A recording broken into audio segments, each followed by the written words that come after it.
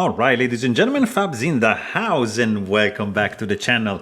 Today I'm in the house with this little fella right over here. I've got the Hinderer Knives Halftrack here with me for a quick review, but hey, don't forget to like the video, don't forget to subscribe to the channel, and don't forget to let me know in the comments down below what do you guys think about this little guy right over here. Let's quickly check the size of this bad boy right over here. We got 2.75 inch long for the cutting edge, I would say 3 inch for the overall blade length, and 4 inches for the handle, which totals up to a 6.75 inches for this little guy, made in USA. It's a titanium frame lock with G10 scales, let's say, yeah, over scales. Like, I mean, it is a scale, but this is like, I mean, it's thinner than the actual frame lock titanium slab in this case, and this guy just sums up for this overall thickness, so pretty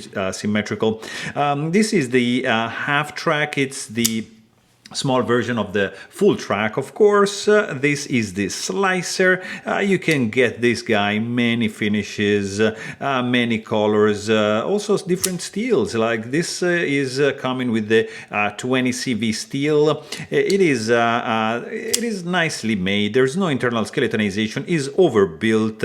You get a nice finger groove going on over here. Some jimping, absolutely effective. It feels actually pretty good in the hand. It's like good, like to shred boxes.